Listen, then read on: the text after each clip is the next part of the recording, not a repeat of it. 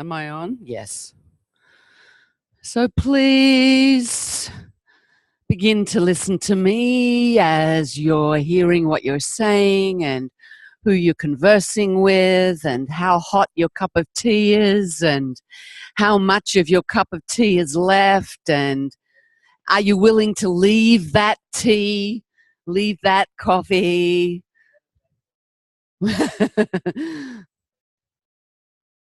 and come and lie on your back. Actually, I'm going to get you to sit down first. Change my mind, you see. You should have been quicker to the floor.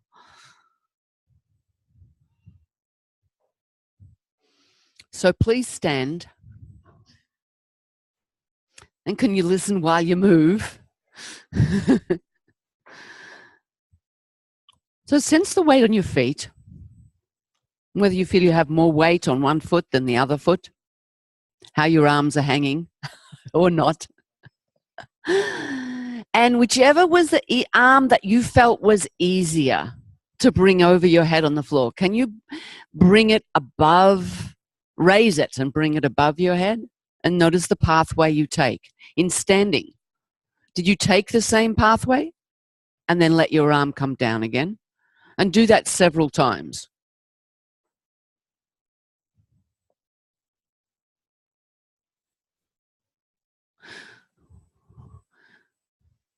So we've got different pathways occurring. Some out to the side, in the frontal plane. Others are coming up through the midline because they heard the connection to the movement on the floor, perhaps, and going above your head. Which one, in which pathway, does your arm feel lighter? So do it in slow motion. Take it out to the side and up, and then let it come down, and then come up through the middle. So your hand passes in front of your head. There's a certain moment where your elbow starts to open to the side, which may be before your arm is completely long. And then come back down again. So in the pathway where you take your arm out to the side, your arm does have weight. Maybe 2 kilos. I don't know. I've never had weighed just my arm. But maybe it's 2 kilos, and you're bringing it outside your base of support and overhead. So at some level, you're probably going to register the feeling of work to move your arm through that path. If you bring your hand up via your midline, the first thing is you take a different pathway through space. It's likely that your elbow is going to bend first. You're keeping your arm close to the center of you and then bringing it overhead in a way that is probably less overshadowed by exercise. Can you feel a difference? So one thing you could think of is that Ruth's got a cap, which would be perfect for this. If you had a cap on your head and you wanted to grab the visor part of the cap, and then take the cap off, yep, and then put it back on, and then let go. Here she comes. And then bring your arm overhead. So which pathway is more optimal for what will depend on what you want to do. But what tends to happen is that we get into the habit of moving in a way that's been influenced by our image of how arms should move. And then we impose that on many other activities where it requires more energy, it's less sustainable, it doesn't have our skeletal support, etc. Yeah? Okay, so now explore your other arm.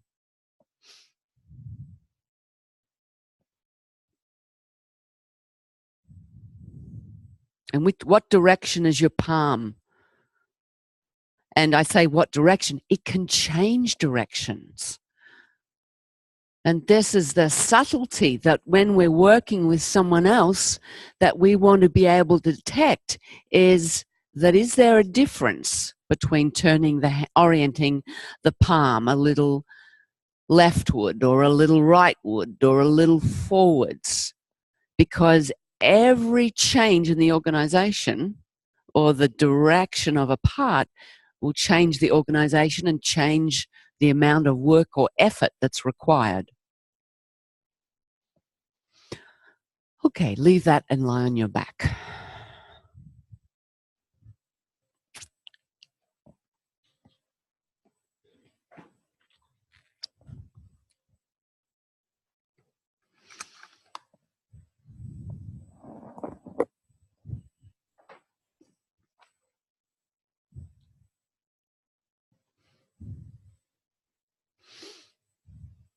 Please bend your knees.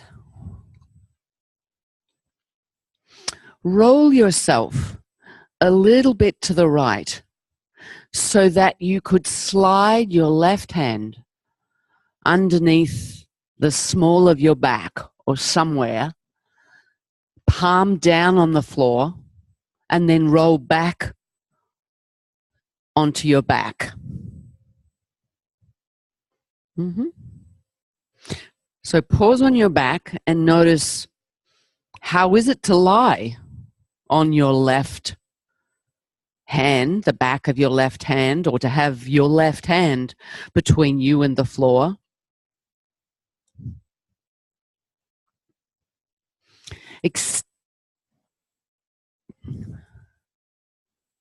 Now extend your right leg, so your left leg will stay bent, your foot will stay standing.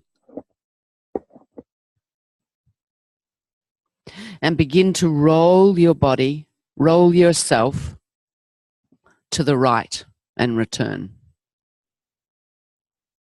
So your left knee, can it stay pointing towards the ceiling?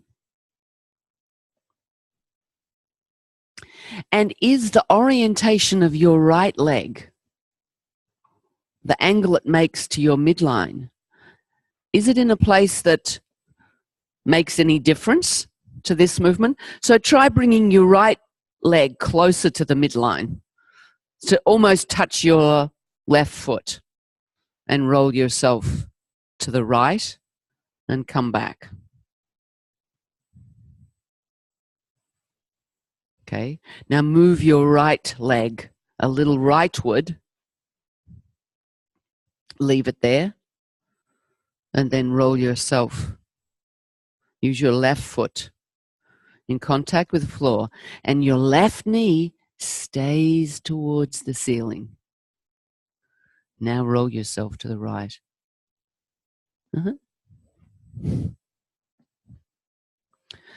What do you notice happening through your torso as you do this movement? Does the rolling your weight onto your right side influence the way your left shoulder blade is in contact with the floor?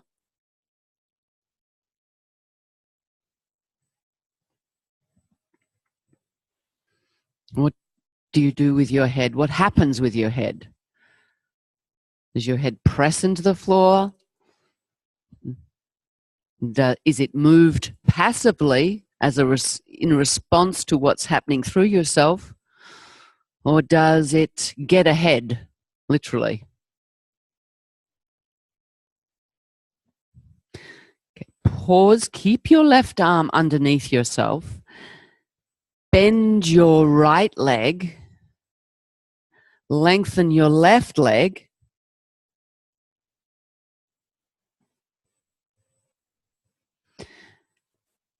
And begin to roll to your left.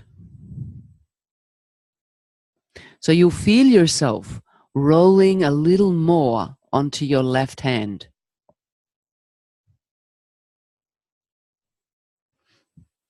So go slowly. Don't rush it. And you're not lifting yourself. It's a rolling movement. So now You may sense it more as it may feel more like a constraint. What happens through your chest?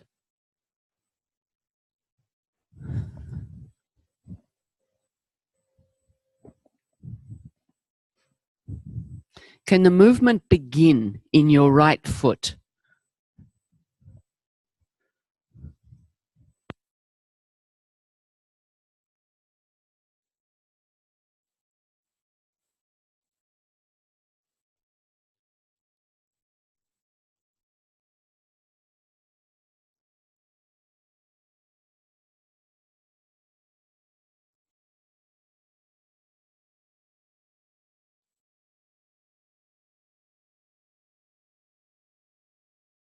Slide your left hand a little further underneath yourself, to the right of you or more towards the middle of your back, and continue. So what happens in the relationship between your left shoulder blade and your floor as you do this? Your right shoulder blade and the floor. No, your left hand is stationary and it's somewhere comfortable to begin with. So you don't want to start in an uncomfortable place. But as you get familiar with the movement and you find you can start sensing your left clavicle, left shoulder blade, your ribs on the left side, and how you might soften there a little bit or breathe there a little bit, you might find it's easier to put your left arm a little further underneath you. So a couple of people are putting their hands on their clavicle and their upper ribs. Try that. Bring your right hand to your left, front of your left shoulder, or the top of your shoulder where you can feel the shoulder blade. So go slower.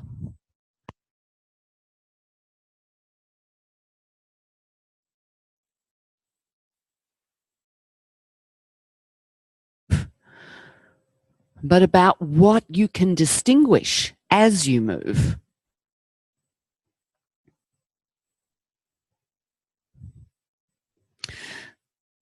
Now you can keep your hand there or not, but bend both legs up.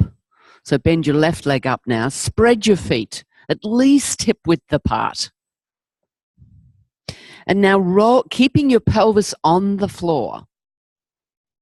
Roll yourself right and left, listening to what that does in the region of your spine, between your shoulder blades, vertebra of your upper thoracic spine and your neck, and your left shoulder.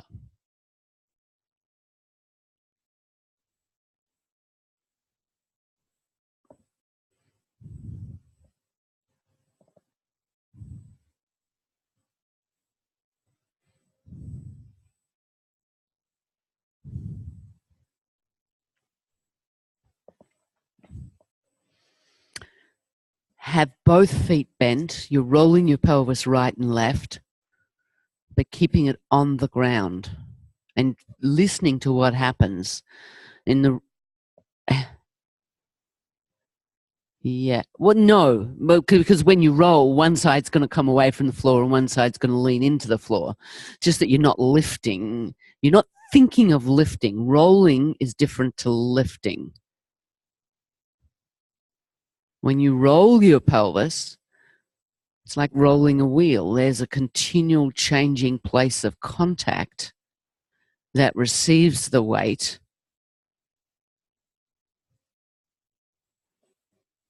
knees towards the ceiling, and listening to what's happening in your left shoulder.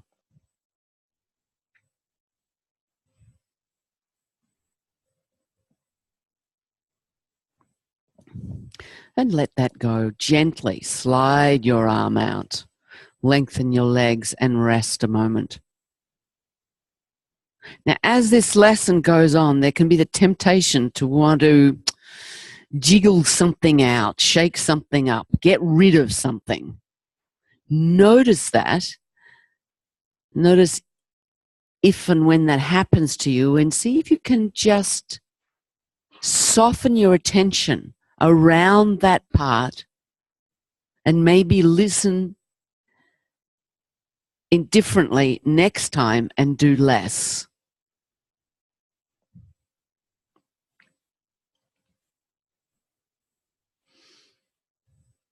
Please bend your right leg, stand your right foot,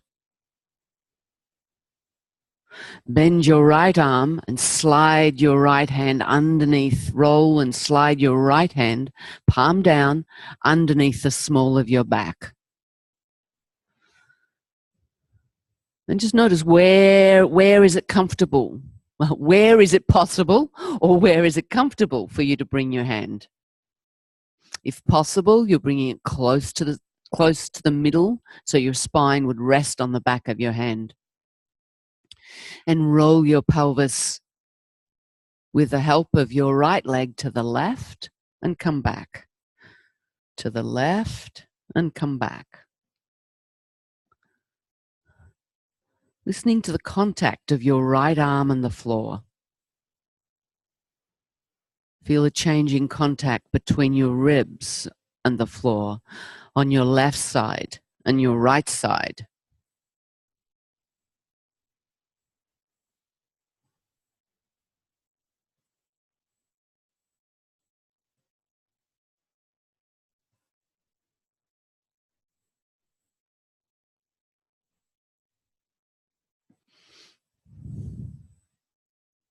You're breathing.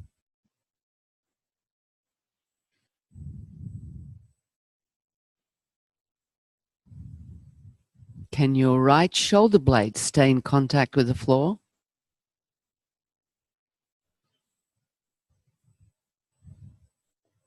Now, I know that it can, but it may mean some adjustment from you.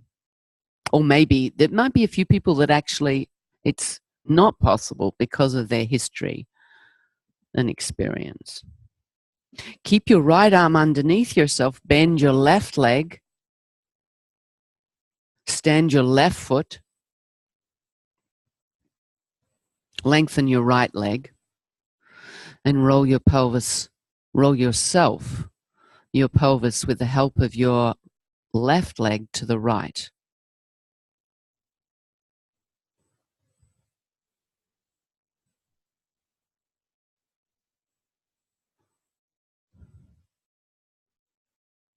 How far through your spine do you sense that movement traveling? So you can think of your head as being like a ball, a weighted ball on the top end of your spine.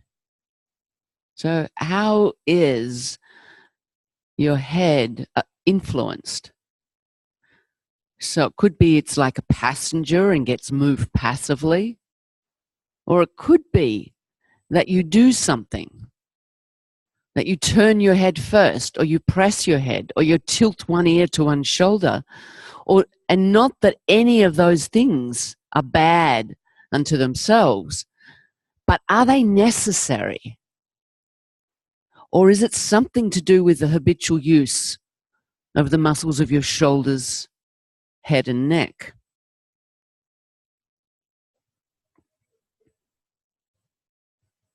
No, I don't think I can. Sorry. At this moment. Oh, yes, I can. Sorry. Is it necessary? So from there or before there? Is it necessary? Oh, no, I can't, I don't think. Isn't that interesting? I was trying so hard to remember. I had it, and then I lost it, and then I got it again. Pardon? Is it necessary? Whatever you're doing with your head and neck, is it necessary? Or is it a habit? Oh, what if it just feels good? Is that is it a habit? The direction you're moving in? So none of the directions we want it to feel good. We want to organize ourselves to feel good.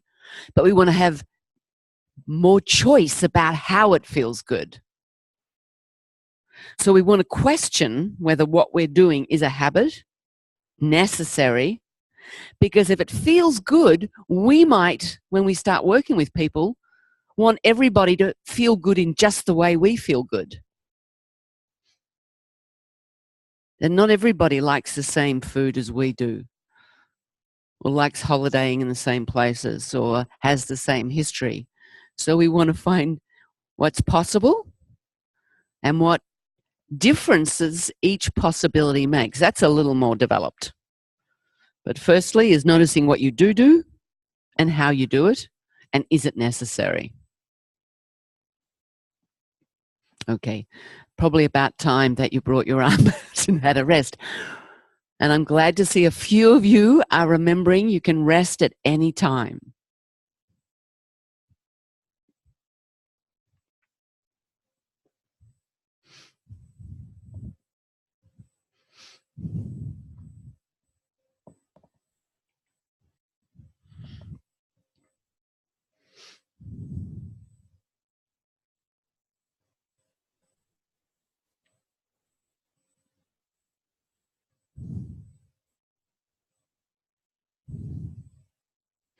Please bend your knees, stand both feet, cross your right leg over your left leg, roll yourself a little bit to bring your left hand underneath yourself,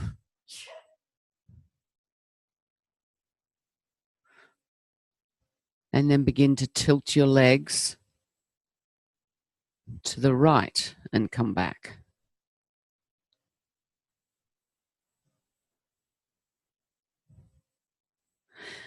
Notice if your palm of your left hand tends to leave the floor. And imagine the length of your spine. Can you sense it? Can you see it? Can you trace the sensations of movement as they pass from the tilting of your knees through your pelvis, through your lumbar spine, your thoracic vertebra, up to the base of your neck and your head, and then, of course, at the same time, influencing the contact of your ribs on the right, the ribs on your left, and the way your shoulder blade, your left shoulder blade and your right shoulder blade have contact with the floor, and the way their relationship, the changing orientation of them on your ribs.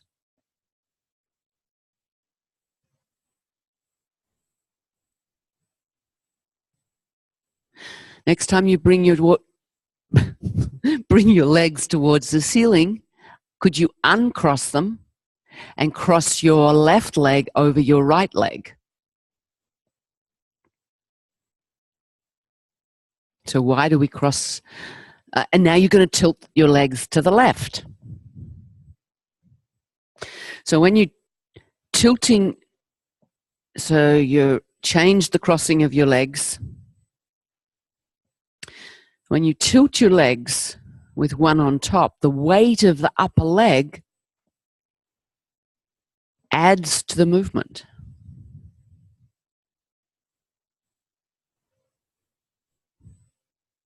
And you're tilting your right leg, left leg's crossed over your right leg, and you're tilting your legs to the left with your left hand underneath yourself, palm down.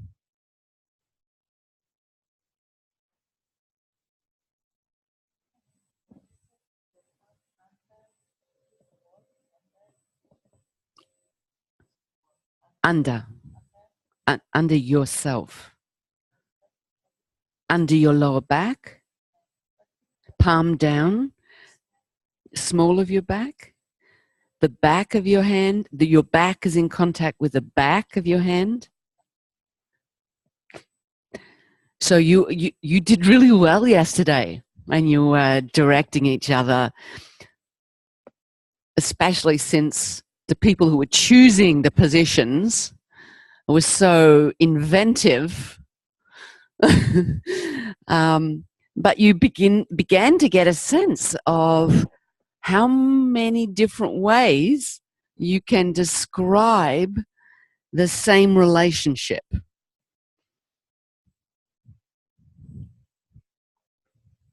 Or that you didn't have alternatives and you kept using the same word or to describe the relationship.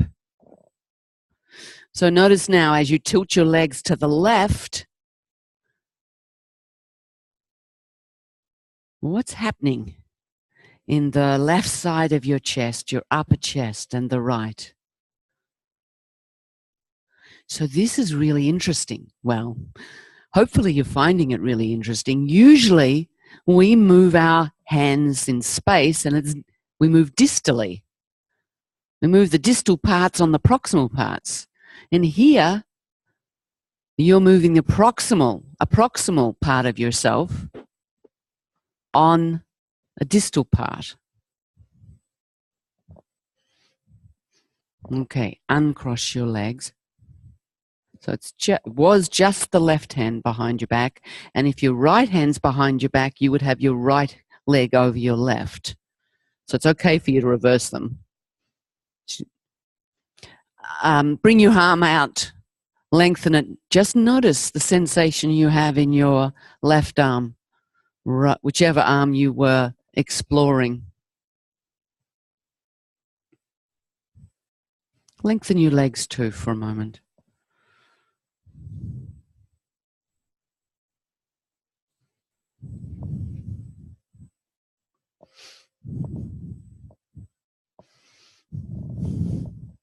So this lesson, this part of this lesson is quite symmetrical.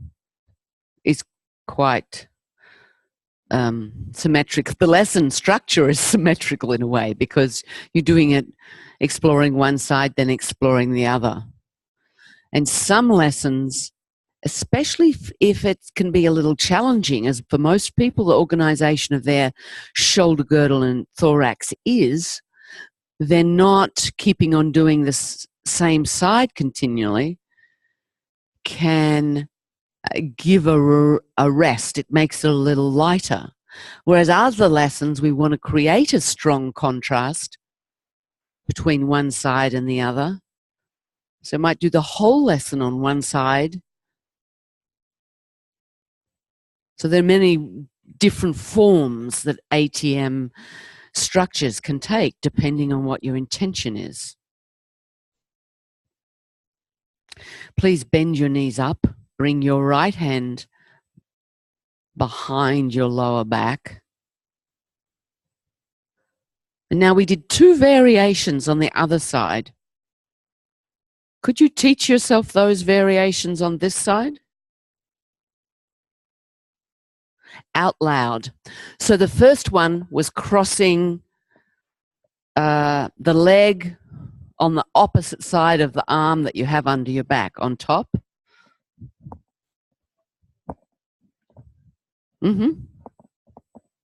So direct yourself, guide yourself now.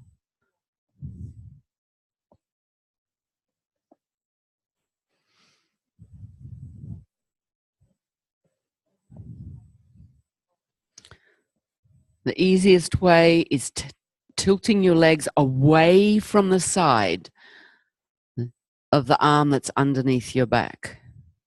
So we do easier first.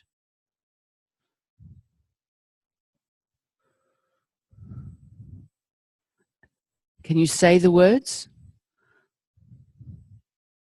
So if you don't want to make sound, actually mouth them.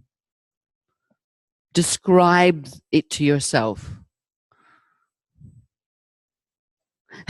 Oh, you missed it. Okay. So you're teaching it on this side to yourself out loud. Yeah? That's okay.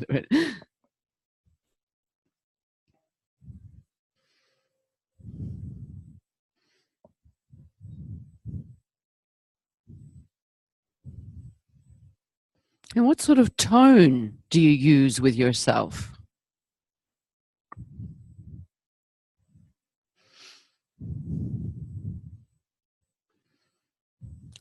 There are the simple movement instructions, which may not be so simple.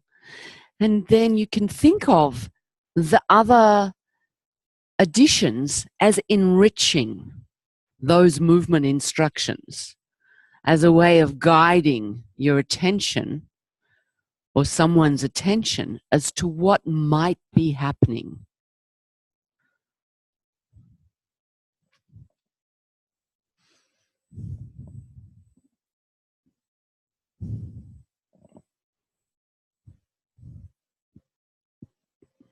So it's beautiful whispers.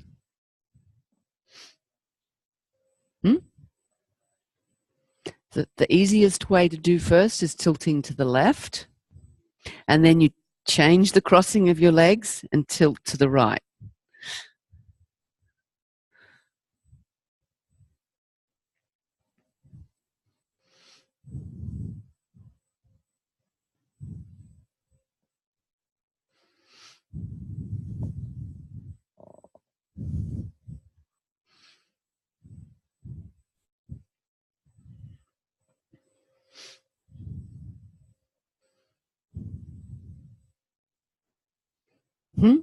Do both variations, yep.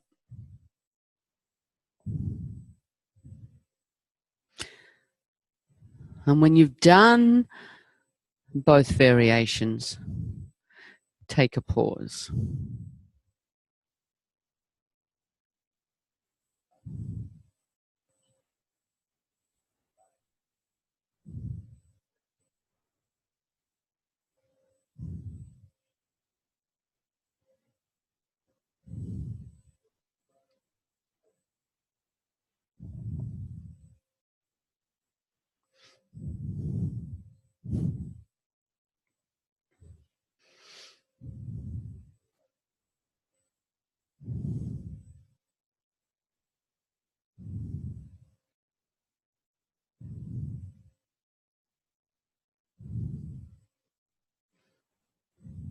Could everyone pause wherever you got to?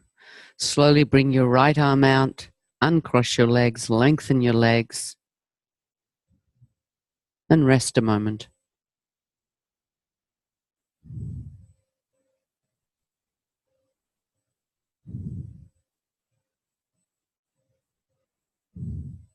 Notice how your shoulders are lying.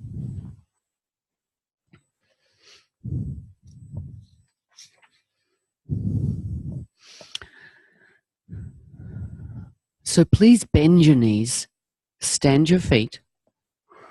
This time, bring both hands behind your back. The left one closer to your pelvis and the right one closer to your head.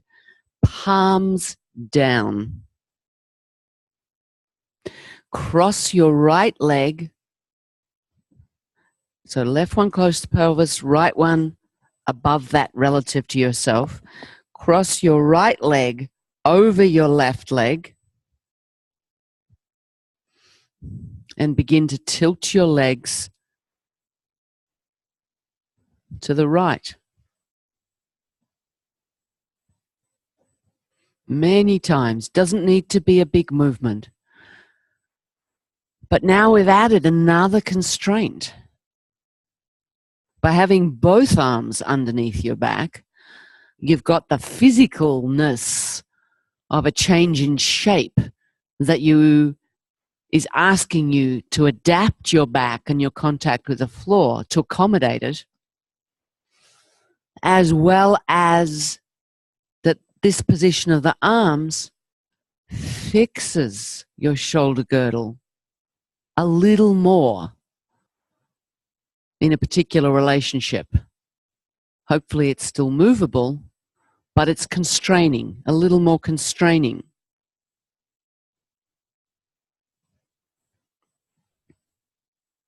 So listen to what your spine does between your shoulder blades and what movement happens in your clavicles, your sternum relative to your spine, your ribs on the right and the left.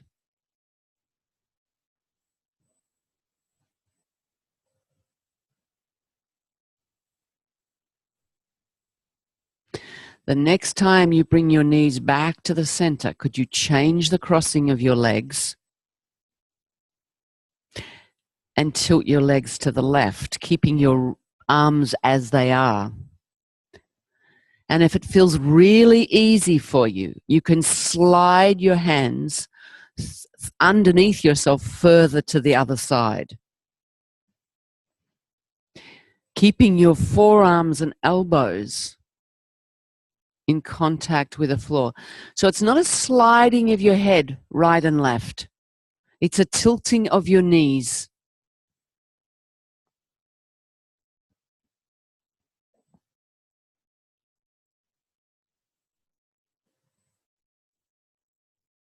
It's a tilt, it's a movement, and then you come back. Each time listening to what happens through your chest, in particular, your shoulders. Yeah, it's a big reorganization it's asking for.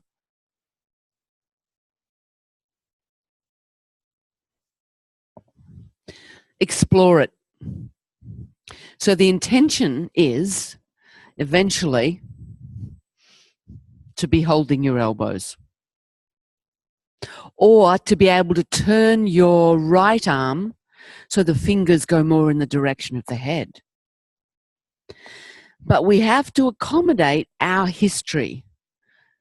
If we have had injuries that have left their trace in our structures and tissues, so you do what you can.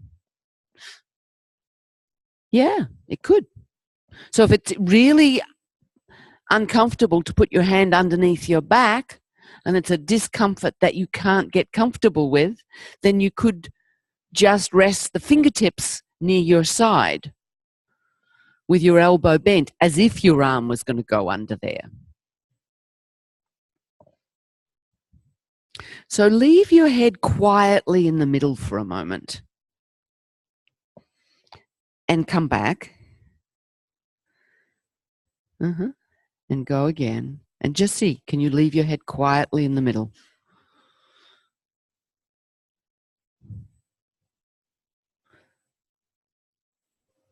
And as soon as your head starts to turn or tilt or slide, stop, come back. And feel what's happening where in your spine that perhaps you want to use your head for to compensate for.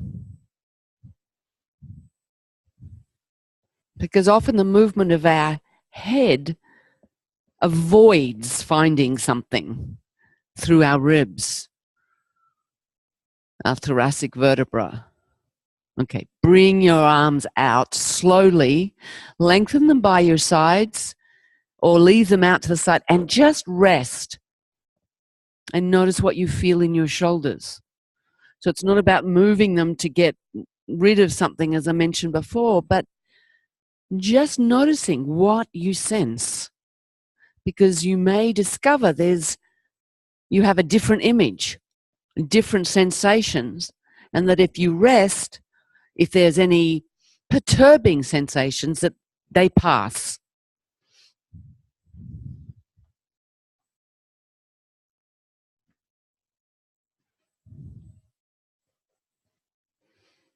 And you can rest at any time.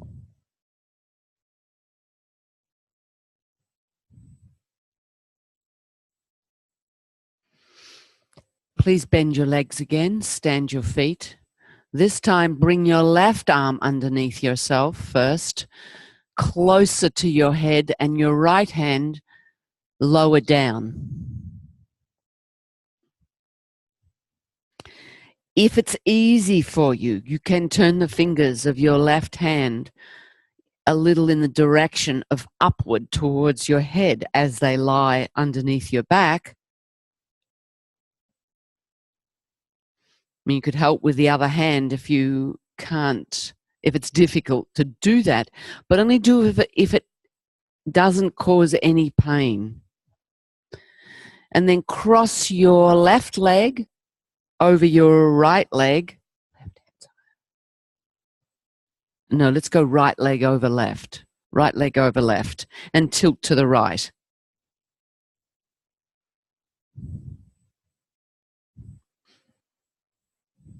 Can you listen to how your back twists? How your chest organizes and adapts to this movement? And what does this movement do to your right and your left clavicles? What happens between your shoulder blades and your ribs? And to the spine, the vertebra between your shoulder blades, the base of your neck and in your neck. As your legs tilt, maybe you sense your chin being pulled down a little bit towards your throat. It's not going to be a lot. A little.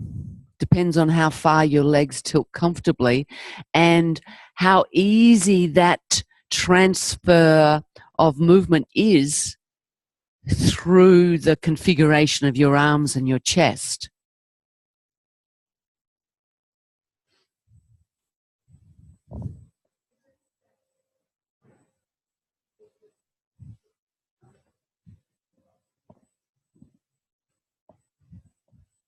I couldn't hear you.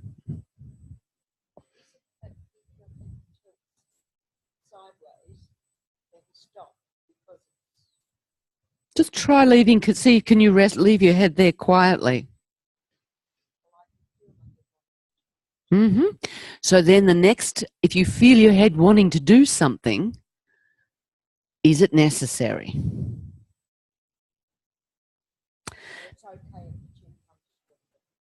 Well, there's an optimal, if most people are overactive in the neck. And in this movement, if you're not working in your neck, your chin will be pulled towards your throat a little bit. That's the natural movement through a skeleton, as if the muscles aren't inhibiting it in any way, and it doesn't have the history that we have. That answer it? So we're not trying to give you the answer. That's not the Feldenkrais method, but the Feldenkrais method is about learning, sensing what you're doing, comparing it to your image of what's possible to do, and gradually learning to sense where you're interfering or where you're doing something that's not necessary. And the movements of our head and neck are so habitual. They're most of the day, they're in constant use. So the habits are very deep and very usually outside of our consciousness. So if you haven't already, change your legs and tilt in the other direction. And these lessons, we're working with differentiating the movements of the shoulder girdle from the movements of the head and neck. And for some, it can mean if to keep the head quiet, you move a millimeter. You only move a millimeter. Hands? No, the back of your hand is on your back. Yeah. Yeah. Yeah, we won't usually try and guide you to doing something that's impossible. But it can feel impossible. It can still feel impossible. Hands. So when both hands are, at the moment it's the left, I think is the higher one. Yes. So the left one would turn a little bit up towards in the direction of your head, if it's easy. How are you breathing as you do this? And what sort of image can you form of what's happening through your shoulder girdle?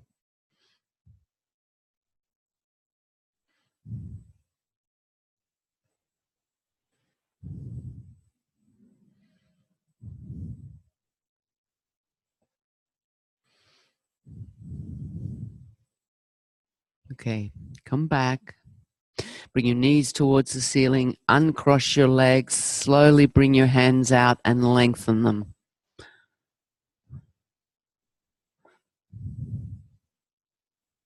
Notice how your shoulder blades are lying on the floor.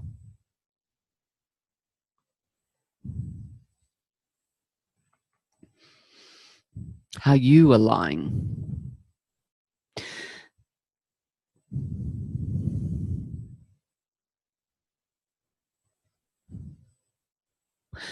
Please bend your knees, stand your feet, interlace your fingers over your abdomen or over your chest. Slowly bring your arms above your head, towards the floor above your head. And just notice if it's any different. How you organize this. What happens through your shoulder girdle when your chest is any different. Spread your feet. Not lengthen your feet, spread them. Turn your palms away from the top of your head and begin to move your arms a little to the right and a little to the left. Feeling how both arms can tend towards straightening as you roll. But you may feel as you begin to go in one direction, one arm is easier than the other to begin with.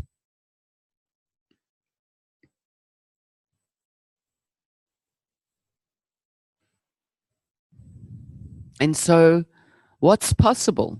Sometimes Moshe gives information about what's possible. So there's always a question in when teaching ATM.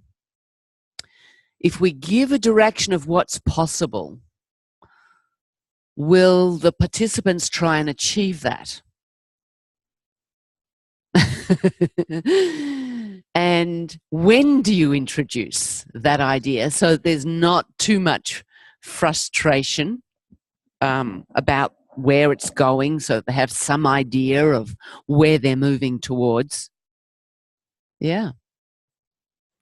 So your arms can lengthen so that you roll with your arms parallel, right and left, so that your arms move through space, right and leftward, above your head, more or less parallel.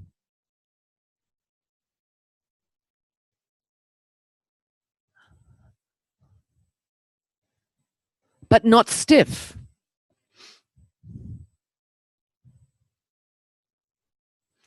And that your arms can get, your palms turn more easily away from the top of your head when you go to the side than in the middle, because what you're doing with your shoulders and chest facilitates that. But then as you feel that, you might recognize through your sensation, through your thinking, or through your feeling, that they can start to lengthen through the middle range when they're above your head, and that only the wrists are bent.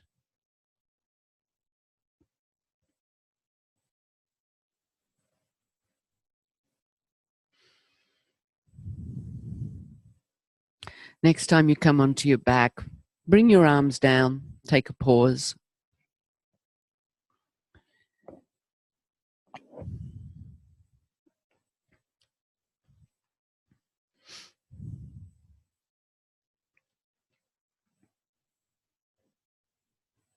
It's understanding what's possible in the human range of movements or activities that can help assist you when you're observing someone to see what part of themselves, if they have a difficulty moving, what part of themselves is not in their self-image of their action.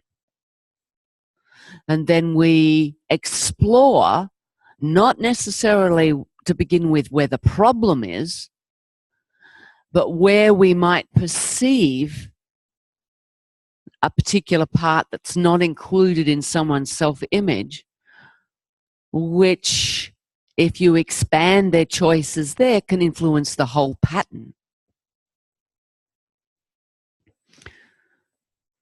And thereby influence their difficulty take the strain off how they're creating that difficulty. Lie on your back, leave your legs long if it's comfortable for you, and slide your left hand underneath the small of your back, palm down, and find, can you organize your arm so that your spine, the middle of your spine is on the middle of the back of your hand, or your hand is in the middle of your back with a spine resting against it.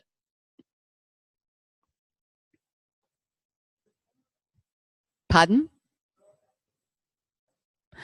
For now, it was the lower back.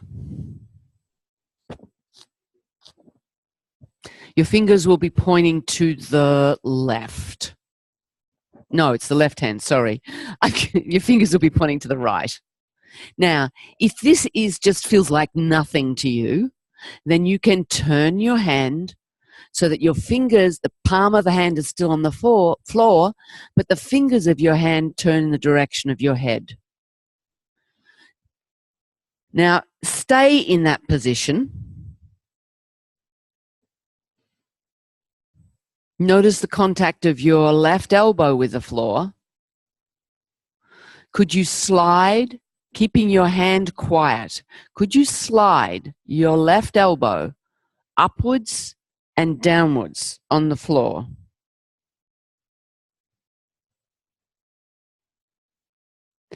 Gently, slowly, explore this as an idea so that you begin with a tiny little movement, because it could feel like you're pinned. Oh, that's not possible. What was Moshe thinking? The hand is stationary. It may slide, slip, or crawl a little bit, but your intention is not to move your hand, but to move your elbow upwards and downwards. And what can you mobilize in order to feel as if that's what you're doing? Use your right hand on yourself again. Put it on your left clavicle, or the top, where your top of your shoulder, where your heel would be on the hand, would be on your clavicle, your fingers would be on your shoulder blade, and feel what's happening there as you move, as your elbow moves on the floor downwards, footward, and upwards, headward.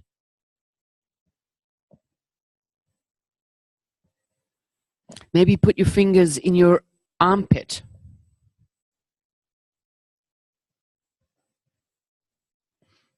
On your sternum.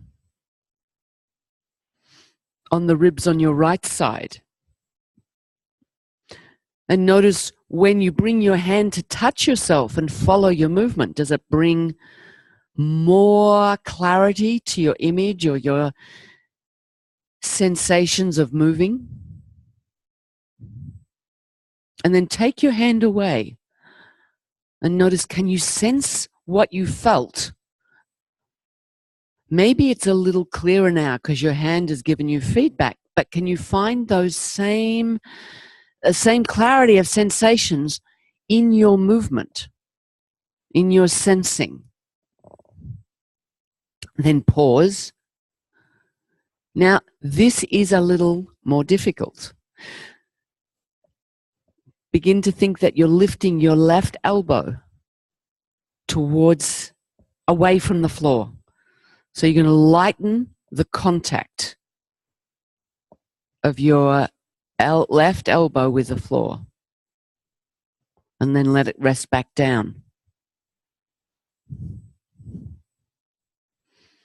And that's a movement of your elbow, but where's it happening? What's happening in your shoulder joint, or your clavicle, and with your shoulder blade in relationship to the floor? It may be that you say, nothing. That's an answer. And when people don't sense things when they're beginning in ATM, we really want to reassure them that that's okay. Sometimes people have had years of experience and they may not sense something for all sorts of reasons. So now we've moved the elbow upwards, headward, downwards, and away from the floor. Could you make a little circle with your elbow? Breathing. Head quiet. Because if your head's moving through space, it's likely that instead of having lots of differentiations that might be possible through your ribs, your shoulder girdle, between your sternum and chest, the movement is going straight to your head. Could you change directions?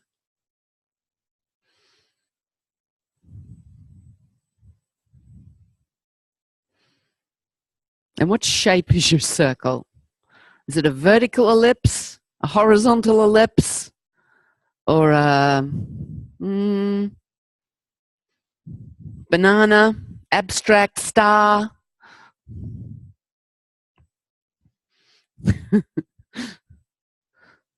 Okay, please gently roll yourself, slide your arm out, lengthen your arm, and notice the difference you sense if you sense a difference between your left arm and your right arm.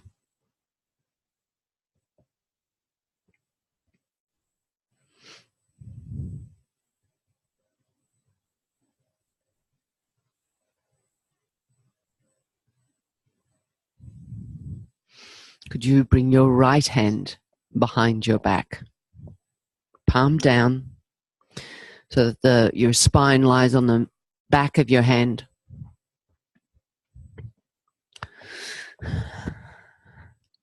And explore moving your right elbow upwards and downwards on the floor.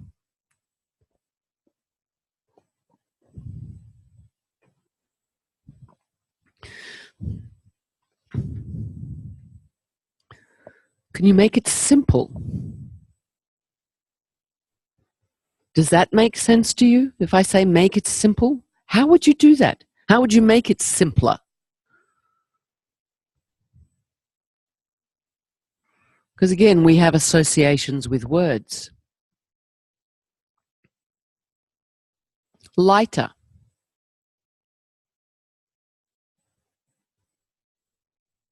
So which parts of yourself, apart from your shoulder and your shoulder blade and your clavicle, participate in this movement?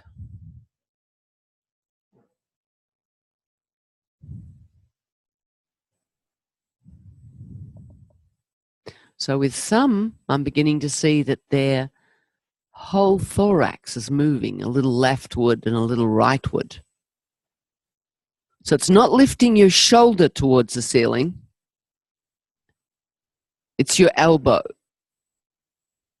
So it's your elbow sliding on the floor was what we were doing. But now you can begin to lift your elbow away from the floor, move in that direction.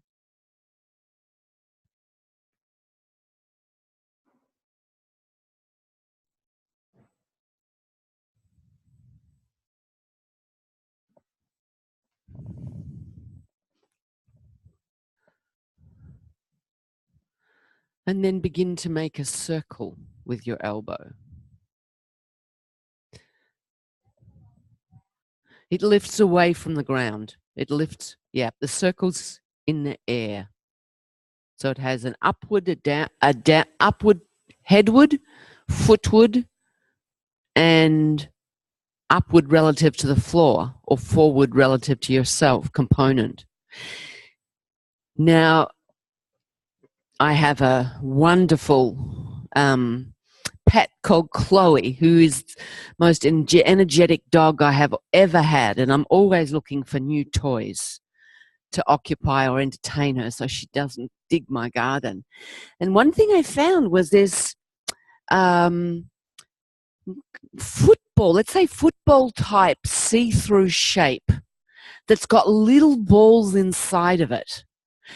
So if you could imagine that your thorax or your torso had light ping pong, you can make them whatever size you like, shape inside them, how would they be moved through this idea of moving your elbow? Where would the balls inside be tipped or slid to or gather? I'm forever going to have merino sheep in my head as an image, thanks to Jetty yesterday. You could have merino sheep in that image of, it's that movement, image of movement. And what direction is the movement going in? Can you notice what it is? And then also think, well, what's possible? What if I move those balls inside my chest a little bit in another direction? Would it make a difference to the circle of my elbow?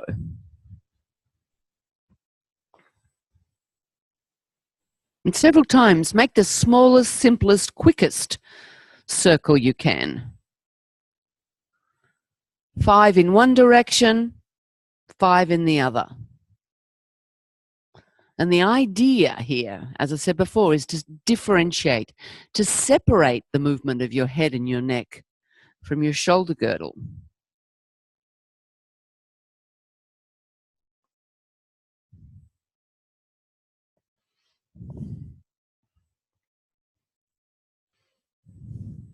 Then when you've done that, bring your arm out and rest.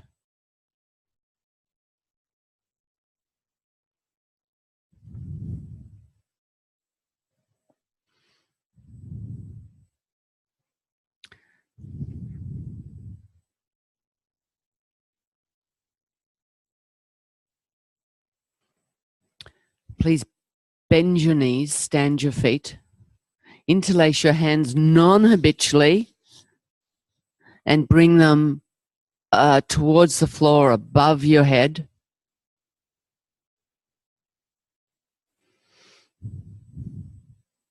And turn your palms away from you and begin to lengthen your arms away from your head and to the left. Then let the palms come, backs of the hands come closer to your head, or maybe even turn the palm towards your head, and then move the palms away from your head as you move them in the opposite direction. So to begin with, anything is allowed. Roll. But your arms are lengthening when you're rolling towards your side. They're bending when you're in the middle on your back.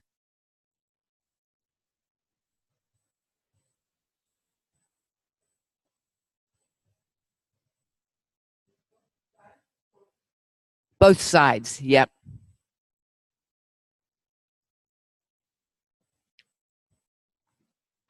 Next time you pass through the middle, lengthen your legs. Keep your arms on the floor above your head where it's comfortable. Lengthen your legs and continue.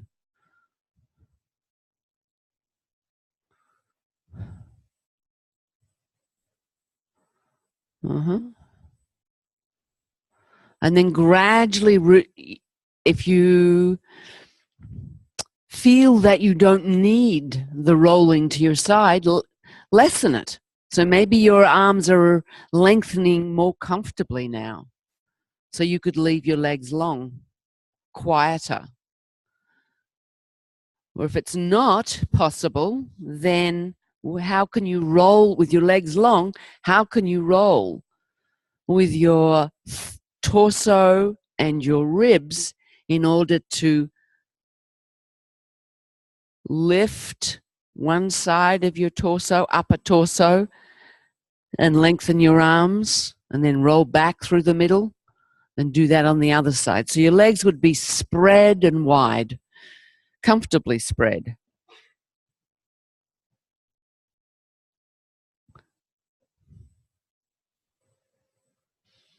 So you're not lifting your legs, you're trying to leave your legs quiet. You may feel that they roll along their long axis as you move your upper torso right and left. But now we're asking this movement with the legs long and spread and extended is inviting any differentiation that you might have created through your spine and your ribs to come into play. So the movement of the legs was auxiliary, helpful to the rolling, but maybe you can find a way of doing it where your legs are moved as a consequence of your upper torso rolling and your arms lengthening. Less likely that your head is quiet now. But whether it's passive or active is still always a question.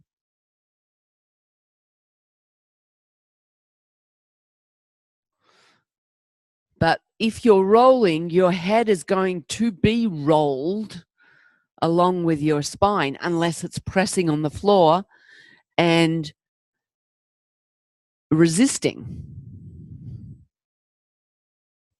That's it. The hands do not need to be on the ground. The emphasis is moving rightward and leftward and lengthening the arms.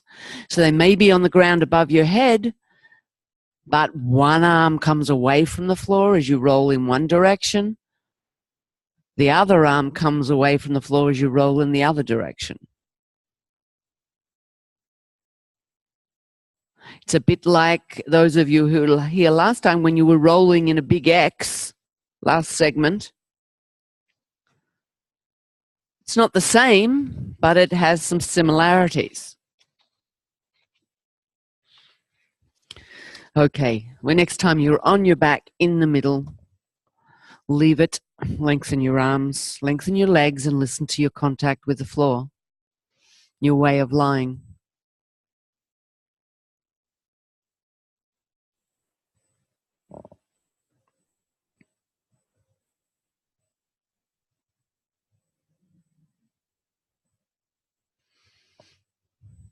What do you feel in particular around your shoulders, your shoulder blades, shoulder girdle, the movements of breathing in your thorax and abdomen, the sides of you, the back of you, the front of you?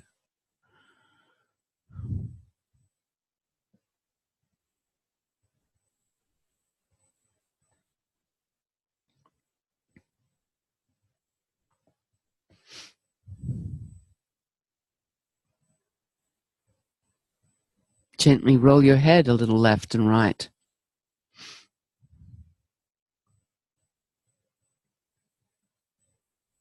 Noticing what a little means to you. And what do you sense? Do you sense any echo of that movement down the length of your spine?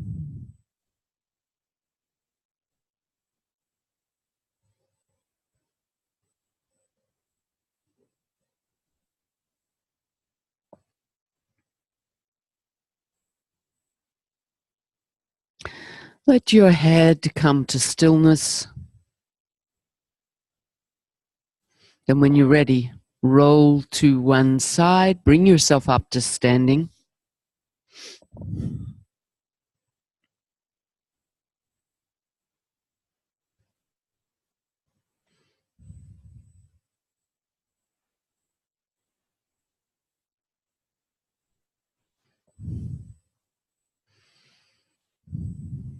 Take a moment for yourself in standing. Notice how your arms hang, how you sense your breathing in standing, the carriage of your head, the ground under your feet.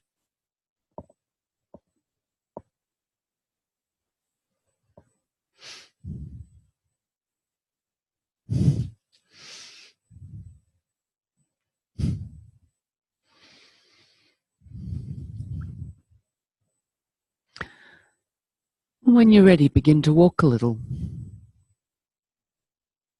And notice, is there anything that you notice in your way of walking that's been influenced by this lesson?